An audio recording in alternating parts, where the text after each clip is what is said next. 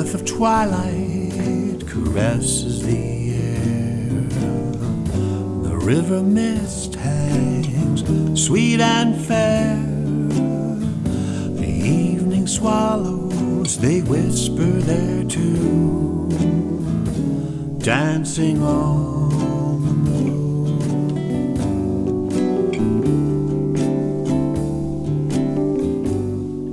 Why have the stars called us here? Okay, welcome. This is Songwriters Alive with Tom Cooney. We're on a Monday night schedule here at 7 p.m. Eastern Time on Rocking the Valley on YouTube, and Tom Cooney copies out the link on Tom Cooney on YouTube. Our guest this evening is Jon Burrowes. Hey, Jon. Hi, Tom. Hey, good to see you. Thanks for coming along. You're so welcome. It's my great pleasure. Happy New Year to you and yours. And to you. My God, what a year. Yeah, what a year the last one was, huh? We've got some great things in queue for tonight and for the rest of the year, as a matter of fact. Indeed. I got to tell you, our guest tonight is Jon Burrowes. Let me spell it for you because you'll be looking up Jon's stuff later on YouTube and other places. It's Jon Burrowes.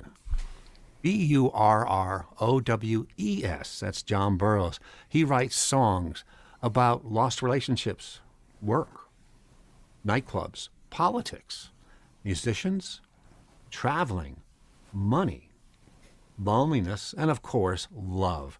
You will love how pointed and crisp his songs are.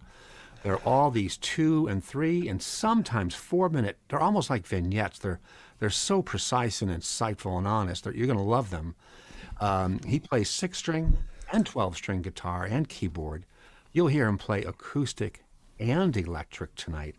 He writes and performs in a broad number of styles: folk, blues, jazz, rock, standards, popular, and some international. So it has been kind of a theme here with this is our 14th show and the first show of season 2. Thanks for christening season 2, Jon. You're very welcome. As you can tell, as the theme of our show, we tend to look for folks who are more versatile and bring you a wider range of things for your ears. And Jon is certainly one of those people. I met Jon through the Philadelphia Area Songwriters Alliance, PASA, a great group of regional songwriters run by Heidi Hoskins and Rob Lincoln and Christine Winchester Perry. And Jon, I got to tell you, I love all those guys. They're wonderful. What a great welcome for me to Philadelphia, too. You've been here the whole time. I just got here. Just so comfortable, so relaxed. Great group. And how long have you been in the Philly area? I moved here last fall, down from the Boston area.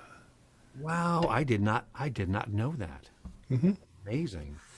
I'm originally from the greater Hartford area, and I know Boston like the back of my hand. A lot of good friends went to college there. Great. Yeah, they do have a few colleges up there. Yeah. I mean, my daughter's looking at a couple up there. She's a senior in high school, so. Very good. Yeah. So, and you were in the Boston area for a while? I was. I grew up there, and then you get lucky, you get some good jobs, and that's what happens. So. Yeah, wonderful. And did you play up there? I assume you played. I did. Yeah, I was. I got started out in high school. The folk music boom was kicking in, and that was terrific. And then when I went to college, people were asking me, can you play rock and roll? And I said, yeah, I can do that. So we did some of that. And then when I got back to Boston, I found a friend, and I said, yeah, we got to start a band, man. And so then we played a bunch of different things. And we played together off and on for years and years. But meanwhile, I was trying to teach myself other stuff. And then after a while, I became a English teacher, international students. And I would ask them, guys, who are the great musicians in your countries? And I got such an education. I mean, I got a great education from them anyway, but so that was terrific. So then I started trying to, broaden my horizons. So That's wonderful. But one of the international organizations that does a lot of fundraising, you're probably aware of, is Playing for Change. absolutely, those guys are great. Yeah, isn't it amazing? They assemble a worldwide cast for each song they release. They sure do. Yeah. So I know what you mean about there are so many beautiful sounds around the world. Indeed, there are. Now, has that made its way into your primary guitar instrumentation, or did you pick up some other instrumentation along the way doing that? Mostly, it's gotten itself channeled into the guitar. One of the things, that really influenced me was bossa nova, and those guys were playing different kinds of altered chords and different kinds of progressions, and so I was picking them out note by note. And I was probably playing a steel at the time, and I had to go out and find some little nylon guitar to make the sound come out right. Yeah. So I'll confess right now that I have a few guitars in the house. It's true. I have the 12, I have a 6, I have an electric. You can stop right there in case anyone is listening in your house. It's funny. I've been talking about this recently. It really helps a lot when you're trying to play a different kind of music to have the guitar that fits it. I was just, I found some new jazz changes, and I was trying to put a song together, and I said I need to hear how this sounds. I need a jazz guitar, So. Yeah. Yeah, I know what you mean. I've got one of each. I only have one really good one. I have a good Taylor acoustic, but the rest are decent copies that sound great for what you need. Yeah, yeah. It's wonderful. One of the best documentaries I ever saw was the total full history of bossa nova, right from its street roots to its very early, not so famous people. And the documentary is called "This Is Bossa Nova," and it just totally floored me away. Just how incredible it was. What a beautiful sound. That's great. Yeah, I'll ask you to play your first song in a second, and so you have a nylon string for that kind of effect sometimes. I sure do. I haven't been using it recently, and the song I'm going to play is a different kind of a song. Actually, I mentioned bossa nova as just one of my favorite sources for learning, but the song I'm going to play is called "This Old Piano," and let me just get the words up because my memory is not what I wish it were. Oh, tell me about it. My tablet's my best friend these days. This song, I don't know how I wrote it. It says when did I write it here? It says I got started on this in 1984. My notes say I wrote down the basic idea in 1984, and I might have played it for my friends. And I remember one guy who was a piano player said, "This is great, man." But I wasn't playing the piano, I was playing it on the guitar. Anyway, I wanted a particular effect.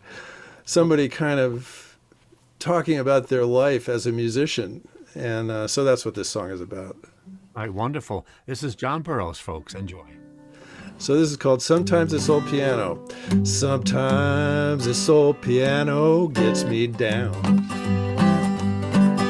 It's not the notes I'm playing, it's just the way they sound. A disconnected phone call, message never found. Sometimes this old piano gets me down. Sometimes this old piano makes me blue. Me and these 10 fingers, we've really paid some dues. But sometimes nothing seems to work. Ooh, not a note rings true. Sometimes this old piano makes me blue. I wake up at night, I feel like I'm falling. Then I can hear that music calling. I stretch out my hands and there's the keys. Ooh, God, just a little longer, please. And then this whole piano, it comes through. A note, a chord, a melody, and then the sky is blue. I sit back down, roll up my sleeves, 'cause I know what to do. Sometimes this old piano, it comes through. Do do do do do do do do do. Yeah, every day the music's always new. I'm grateful for each note I play and what they mean to you. So when you hear me and this old piano playing sweet and blue, well, I hope we're making all your dreams. I hope we're making all your dreams. I hope we're making all your dreams come true.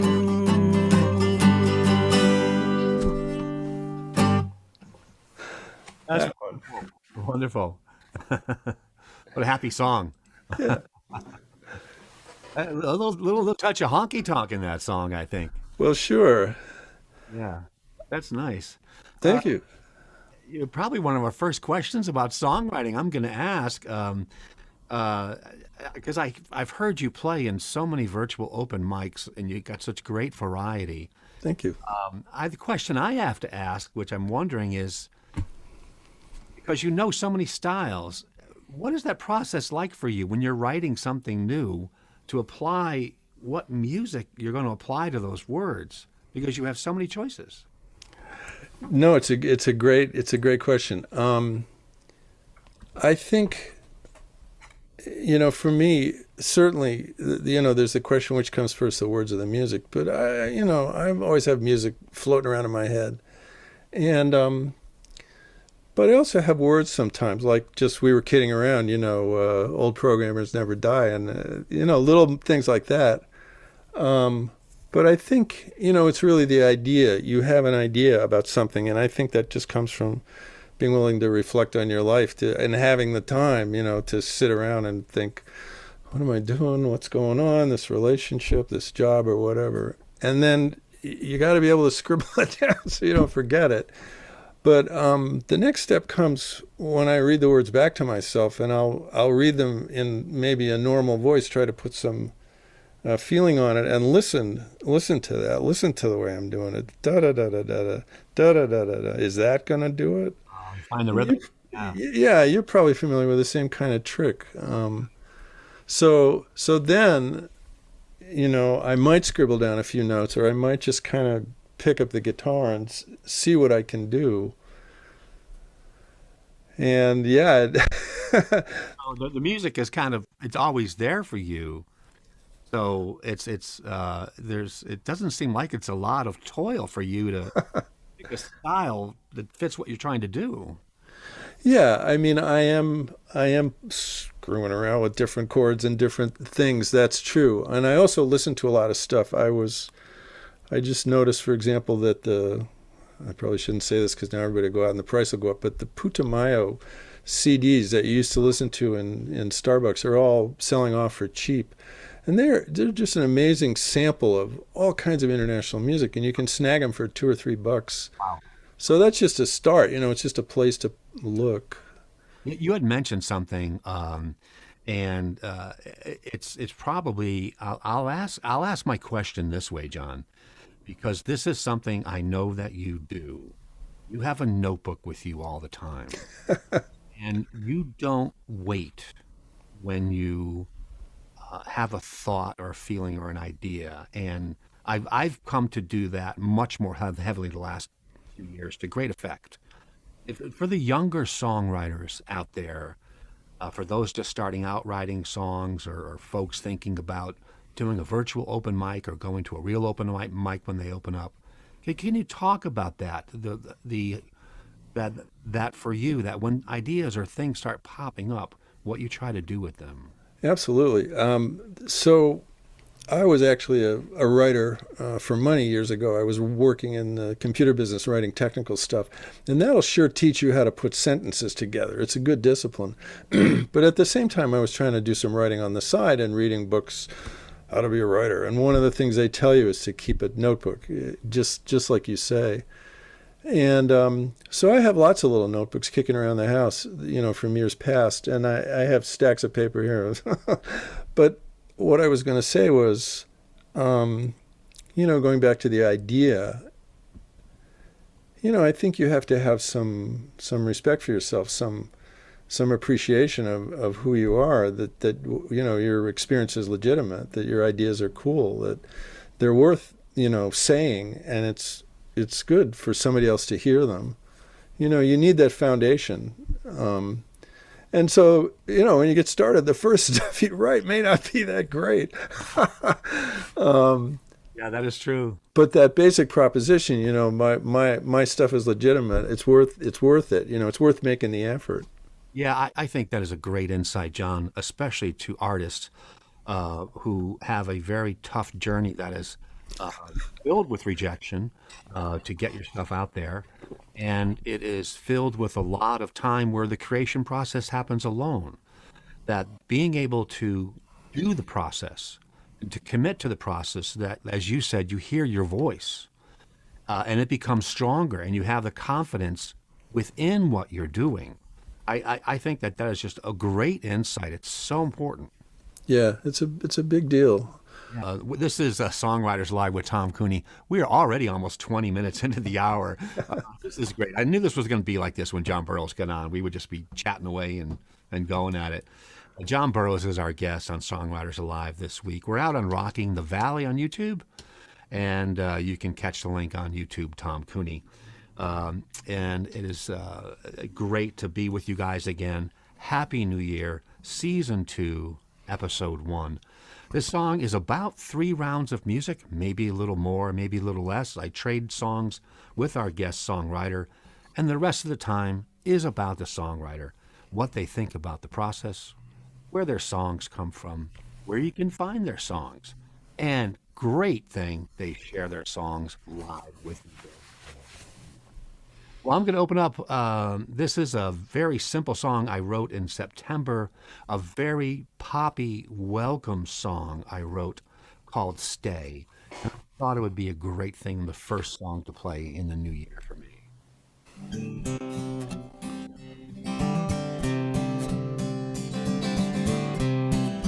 Welcome, welcome. I can't believe your face is at my door. Welcome, welcome. You've been on my mind forevermore.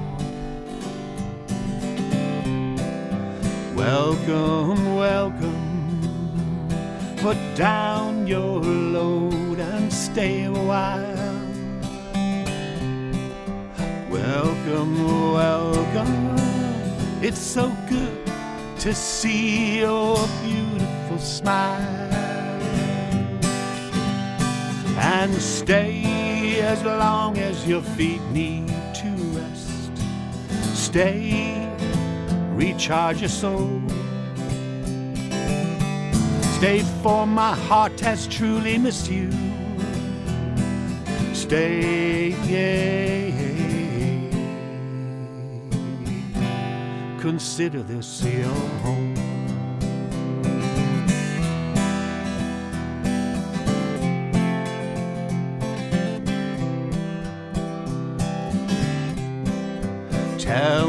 Tell me, where has your searching led? Tell me the things the road has said. Tell me, is the journey's end the start? Tell me that I'm somewhere in your heart. And stay as long as your feet need to rest. Stay, recharge your soul. Stay, for my heart has truly missed you. stay.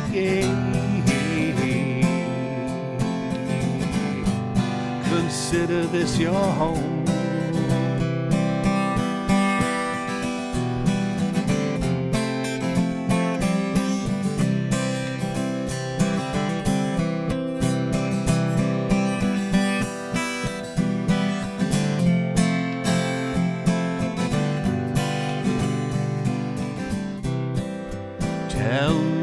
Tell me, is the journey's end the start? Oh, please tell me that I'm somewhere in your heart. And stay as long as your feet need to rest. Stay, recharge your soul. Stay, for my heart has truly missed you. Stay, stay, stay.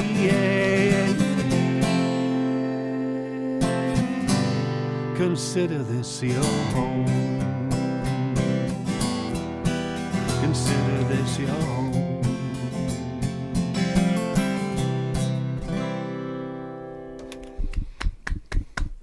Way to go. Thank you. You're welcome. Wow. I remember that one. Yeah, I did it at a couple of the PASA open mics. Yeah. Yeah, one of the things I did last year, John, was intentionally at certain times of the year wrote something pop-oriented with a big hook you can hang a big heavy coat on. I hear you about the hooks, yeah. I have to say, you have such a warm and welcoming manner. It's so great. And I was actually scratching my head thinking, I'm going to go on this great show and this guy has really got it under control. I mean, you must face a lot of different things, but you managed to keep your equanimity and wow. Well, thank you very kindly. I liken it to a swan.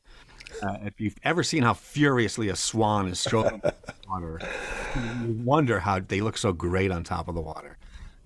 I'm familiar with the image. Yeah, yeah. But thank you. That's very kind. You're very welcome. I keep saying this on my shows. I'm a huge introvert. I get excited in these shows and when I play music because I'm crazy about music. I love it. But by and large, I'm off the introvert scale and spend most of my creative time inside thinking. So it's a challenge sometimes to do these things, but the guests are fantastic. You get folks like you on, you know your craft, you love to talk, you've got great insights. So it's all easy, man. It's all easy. Well, you make it look easy, let me tell you. Palm this in, John. Hey, so what were you thinking of sharing with folks for the second round of our music here? And again, our guest here is Jon Burrowes, a singer-songwriter from Greater Philadelphia, recently of Greater Boston. Only been down here for a while. And Jon is a multi-instrumentalist who writes in a wide variety of songs. And we're going to go on to our second round of music. Well, on the other guitar, I was working with progressions that were kind of going like this. Do, do, do, do, do, do, do, do, do, do, do. And, that's kind of jazzy, and that's a whole other thing. And I really would do that on a different guitar. But on this guitar, this great rock and roll electric guitar, I've got another song I want to do. I used to call it, I'm going to work until I'm free and clear. But the first time I tried to record it, the engineer said, yeah, that one's called Ding, Ding, Ding. So I said, okay, we'll do it. The idea was to write a song about work. And, there's a tradition of writing songs about work, but they're very, when they come from the academy, they're very stilted. And I was like, the working people I know don't talk like that. They talk more like this. I'm gonna work until I am free and clear. While I'm waiting, gonna have a beer. Next thing, I can't feel a thing. Yeah, I lost the fight. Ding, ding, ding. Working, working, and all the time. My time, your time, overtime. Fall asleep, well, I might as well get killed. Who cares? Look at all the hours I build. Making money left and right. Working far into the night. Never see my wife and kids. This is not what living is. No, no, I tell the man what he wants to hear. I keep it up year after year. One day I wake up, I've lost my fear of hell. That's right, that's why they are ringing that bell. Na na na na, na na na na na na, na na na na, na na na na na.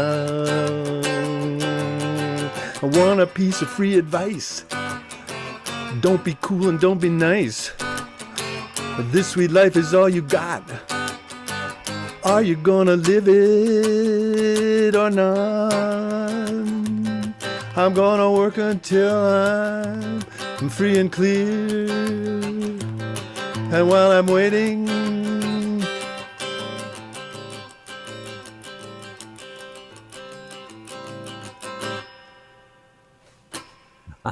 That's an interesting ending. like that. Interesting. That was nice. Thanks. You got this rock and roll side too. You can pick up an electric and. I do. It's true. And you said you played a little bit of rock when you were younger as well in a band. And... Sure. Yeah.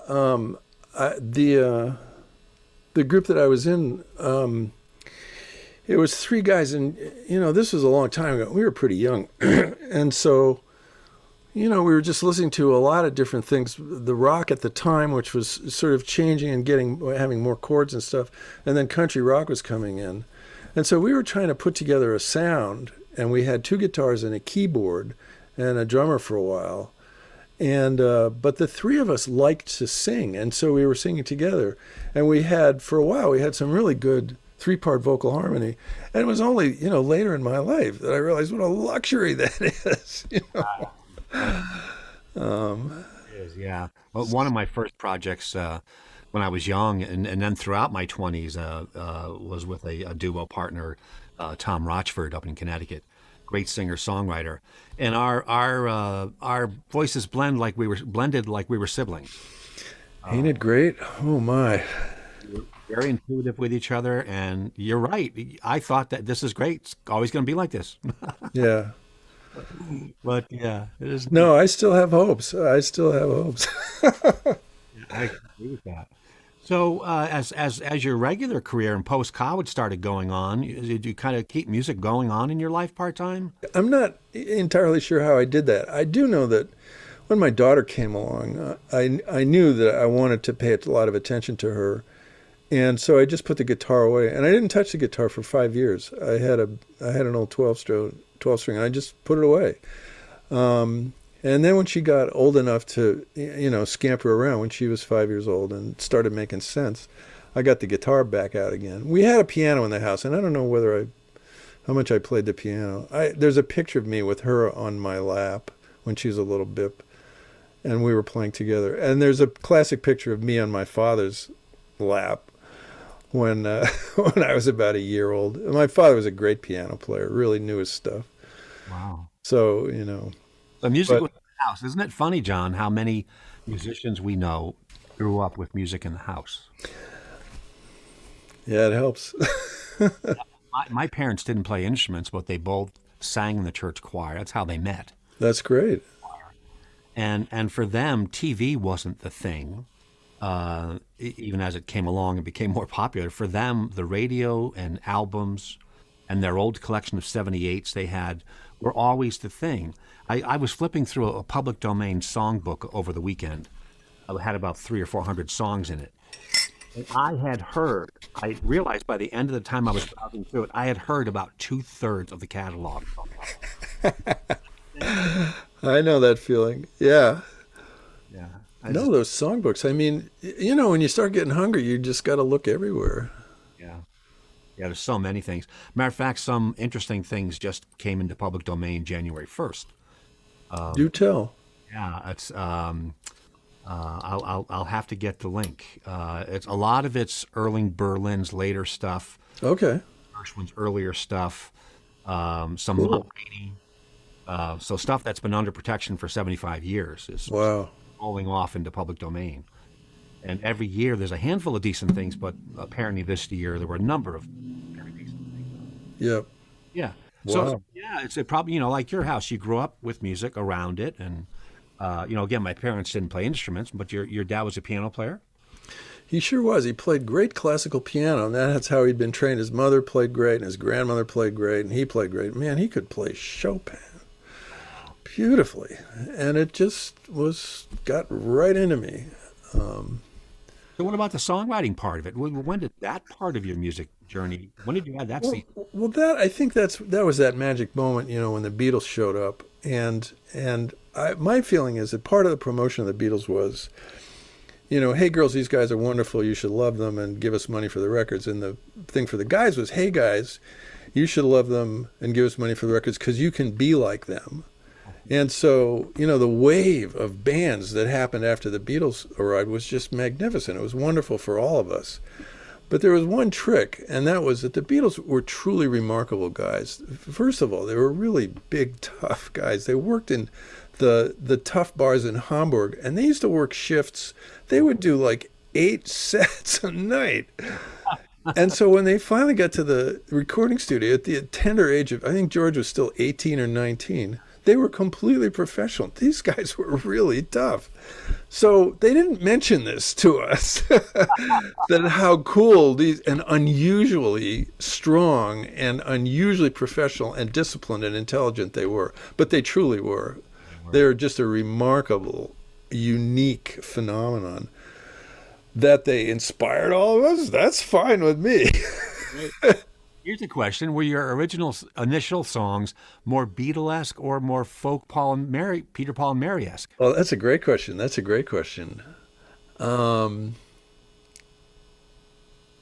Wow, yeah, maybe a little more Peter, Paul, and Mary. You're right. Jeez, you're reminding me. Almost totally Peter, Paul, Mary, and James Taylor oriented. Sure. No, they were wonderful. They started to stretch out when I started learning how to play a lot of Joni Mitchell. And then that opened a big door in my brain. Boy, you're reminding me of some old stuff. I can't. This one song called "Pieces of String." If Meredith is listening, she probably remembers that. Hey, let me join you in the second round here with a song. Please do. Songwriters Alive with Tom Cooney. It's Monday nights at 7:00, and we're on Rocking the Valley on YouTube. And you can link out to Tom Cooney on YouTube on this as well. And John, the main place, I guess, where people can look and see you and hear you is your YouTube page. Is that true? That's true. That's where all my stuff is. I do have a website, but it's probably easier to just go straight to the YouTube. Got it. And let me spell that for you again, folks, so you don't get John confused with all the other Jon Burrowes or William Burroughs or other unique Burroughs in the world. It's JONBURROWES. That's the Jon Burrowes we're with tonight. Thank you. You're welcome. You were talking about people working, and it was great that your second song really sounded like what people sound like, what sound like, and it was real straight ahead stuff. I wrote this song about a overnight jazz DJ. And it's modeled after Mort Figa, one of the great jazz DJs in New York in the 40s, 50s, 50s. He retired up at the University of Hartford, where I grew up, in the Hartford area. And he was the main jazz DJ. And listening to Mort Figa was like getting a master's education in jazz. So I wrote this song about an all-night jazz DJ. It's called I'm With You. And in the first verse, you'll hear the name of the show. The overnight show is called Mort's Report. That's the shout out to Mort Figa.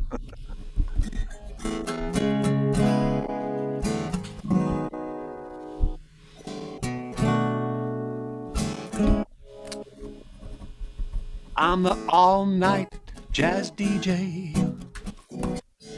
Yeah, it's Mort's Report. So keep the coffee on, I'm here all night long, right by your side. Of course.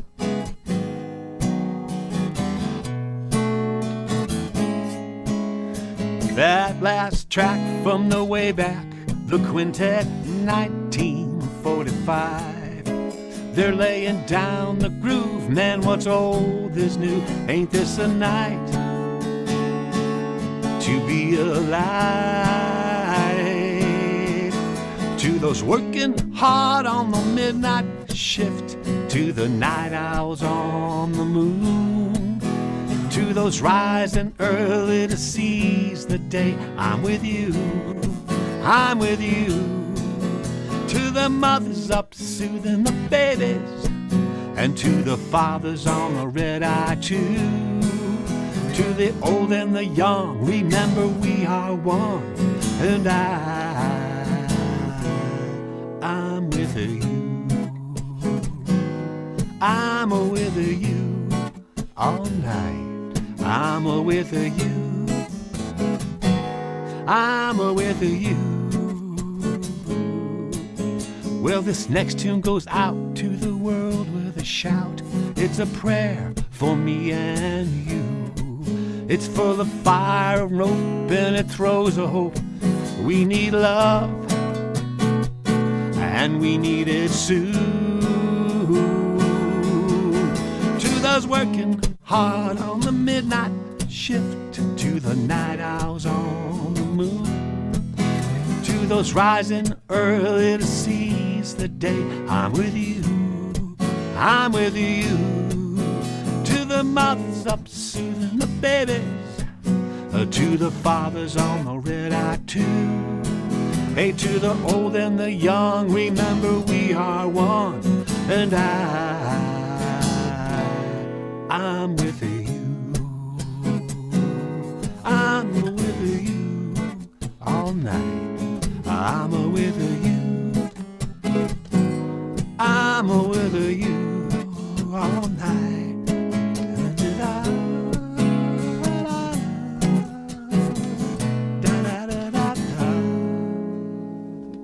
Oh, yeah. That one. Thank you.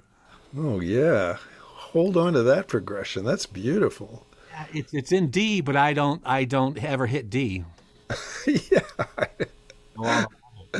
That's terrific. And I love the words. Thank you. Yeah, I wrote the words first on that. You had talked about your Yeah. first music, first Yeah. mystery dance, which changes with all different songs. Absolutely. This one was clearly a words first thing. Where I just closed my eyes and thought back to enjoying listening to Morton, listening to every nighttime and overnight jazz DJ I've listened to in every city I've ever traveled to, and like Eric in the evening on WGBH up in Boston. Eric in the evening, I was just thinking about him. Yeah. Fantastic. Open every night with Peace, the Horace Silver composition. That's right. That's right. Yeah. And talk about an inspiring DJ. He was great. No, it's funny you mentioned that song, because that was actually a good lesson in songwriting. You know, how do you write a song that can be played over and over and over again and people don't get tired of it? Yeah. Pieces.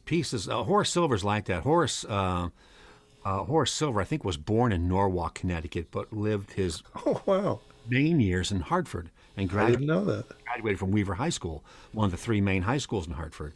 So Wow. he, like Norman Lear and a whole bunch of other very famous people, went to Weaver. And then he settled down in New York, of course. And so just by the fact he's always on the tip of the tongue in Hartford, I grew up listening to all of Horace Silver stuff, which ain't a bad thing. I'm making more notes.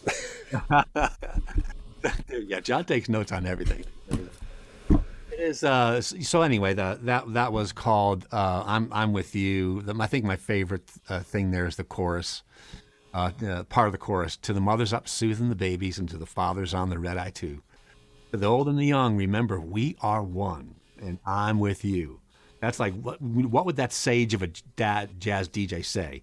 remember, we are one, and I'm with you. That's what he'd say, man, you know? Anyway, so it's a lot of fun here. We're with Jon Burrowes. It's Songwriters Live with Tom Cooney. We're hanging around the 3/4 pole. We're going to turn and take it home. This hour is going so quickly, I knew it was going. And I got to say, John, I really enjoyed going through all of your YouTube videos. Oh, thank you so much. I put a whole bunch of new likes up there, so you'll see them. Thank you. Fascinating. And I'll say it again, as I said at the beginning of the show, folks. John's songs are very pointed and economical, yet they're not thin. They're rich musically. They're rich lyrically. It's a song of someone it's a sign of someone who sharpened their pencil a lot of times. When you get songs that are like that don't go on forever and say a lot and mean a lot. So it's really neat. I like your stuff. Thank you so much. I really appreciate it. Hey, let's head into the third round. And what were you thinking of sharing with folks to open up our third round here?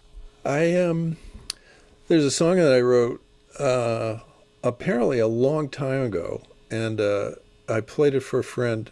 It was actually the same guy who liked the piano song, and then he showed up 10 years later, and he said, "John, this song," and I said, "I've completely forgotten it." So I had to reconstruct it from scratch. But the song is called "Step by Step," and it's kind of a peace marching song. And so I brought it down to Philly, and I played it at one of the I hope I'm in tune. I think I'm all right. I played it at one of the PASA meetings, and people liked it a lot.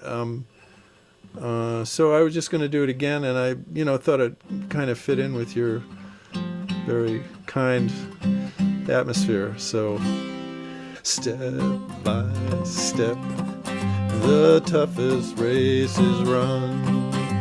Step by step, the longest march is won. Step by step, the hardest job gets done. Step by step, every step of the way.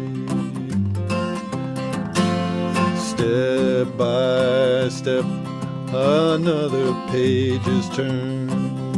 Step by step, another lesson learned. Step by step, the things we want are earned.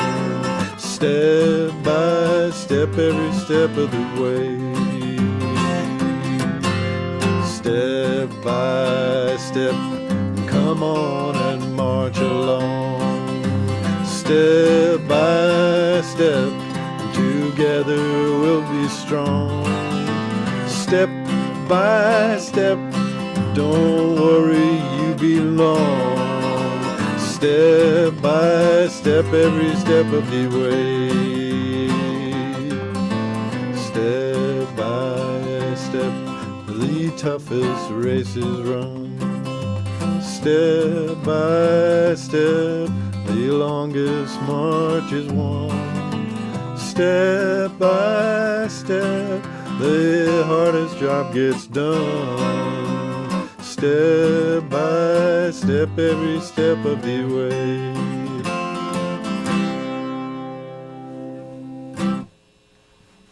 Oh, wonderful. Thank you. I have heard you play that one. Great. Yeah, it's very, very positive. Very positive. In fact, you played that not too long ago. One of the PASA events, maybe within the last month, maybe. Gee whiz. Well, there you go. Hard to tell. Yeah. What other things would you share with folks about your songwriting process, especially in the context? Again, we every week we try to hand out a couple of tips to the young songwriter or the new songwriter who try to get them to realize that everyone goes through this process, whether you're new or middling or a seasoned songwriter. It's an interesting process. Sometimes it's 3 yards in a cloud of dust. sometimes the song comes in on a beam of light, and it's always different. But we always try to share a few words with those younger or newer songwriters to instill a little confidence in them. What kinds of things have helped you along your way when you try to pick up the pen?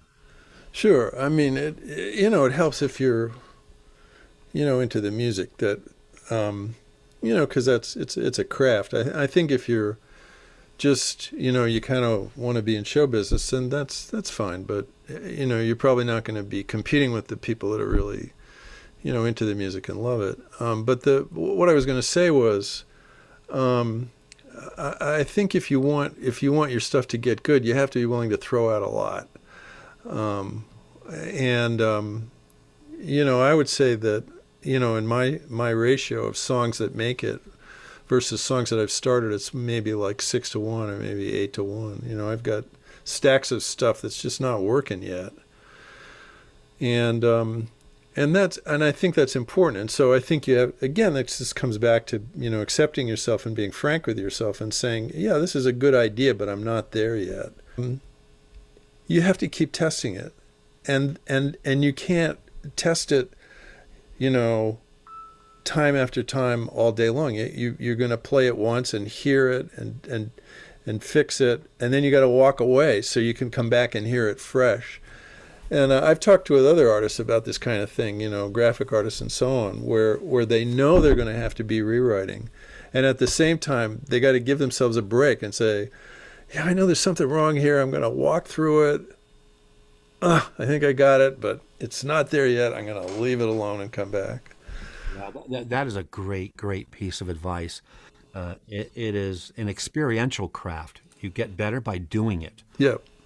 And that has been a big change for me as I've gone out of retirement from my IT career into writing a lot more, is in trying to be more candid and honest when I write. But just writing and putting it down and allowing, always use spaces between lines when you write and things like that. And I'm probably at the same ratio. I'm probably at about 10 to 15% gets through as really, really good in the end. 20 or 25% is passably decent. But you have to do it. There's no way around it. So yeah, really neat stuff. I'm going to ask you to take us out on one more song in just a second, but I do want to tell folks that this is Songwriters Alive with Tom Cooney. It's Monday nights at 7 o'clock on Rocking the Valley YouTube. Rocking the Valley Tom Cooney linked out to there as well. And keep your ears out for some news and info on what's coming up. Also, on my YouTube page, Tom Cooney, I have a playlist of all of the Songwriters Alive episodes, of all the video edits I've done after each of the episodes, and you can see some of the great things we've done recently there with the Acoustic Blues Project and Alyssa Dodge and Brent Ellison and Lisa Jeanette, and Steve Broski and a whole bunch of other, Elizabeth Gillen and lots of other really good performers. And Jon Burrowes' video will be up in 5 to 7 working days. So again, that's the Songwriters Alive playlist on Tom Cooney YouTube page. As always, thank you for listening, everyone out there. Be safe, be well, be kind, be positive. These are challenging times for everyone. We all know people who are hurting, and we all know people who are affected by this virus or know people close to them that are affected. So be safe and be wise and be smart. We see the light at the end of a tunnel, but it is a long way to go in the tunnel. We appreciate everything everyone out there does to stay positive and light the candle instead of cursing the darkness at all times. We appreciate it, definitely. Again, our guest has been Jon Burrowes. Jon, I got to thank you for joining us. Oh, it's been such a pleasure, Tom. I really appreciate it. I knew this hour was going to fly by. I love your music. I love the way you talk about music. I love your guitar work, the whole deal. Make sure you run out and see Jon Burrowes, folks, on YouTube is the best spot to find him. Thanks again. What song were you thinking of playing? Well, you're so kind. I would like to try this jazz tune. Let me just see if I can.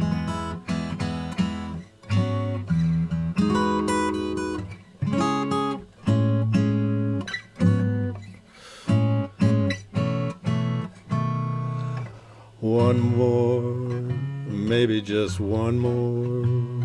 Well, who thought we'd be here this long? Well, one more. Okay, just one more. It's funny how these feelings are so strong.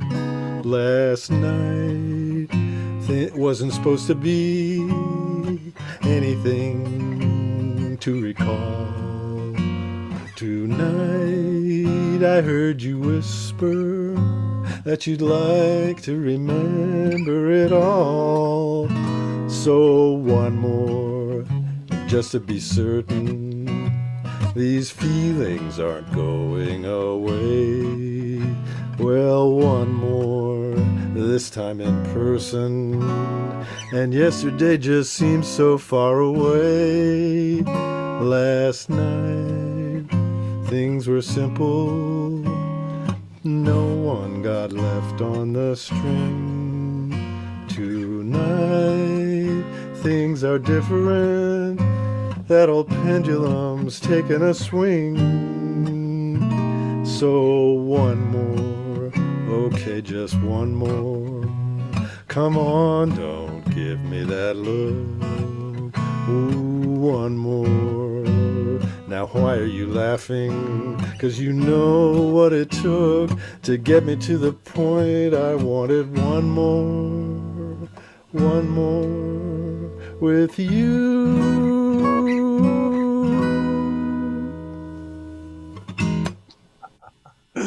That is wonderful.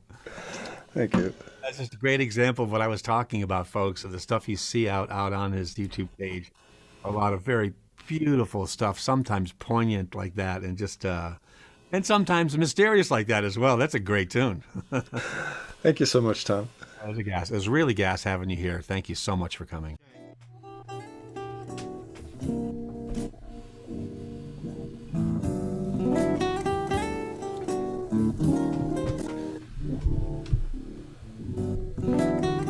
This is Steve Jones. Rockin' the Valley. I'd like to thank Tom Cooney for another wonderful show.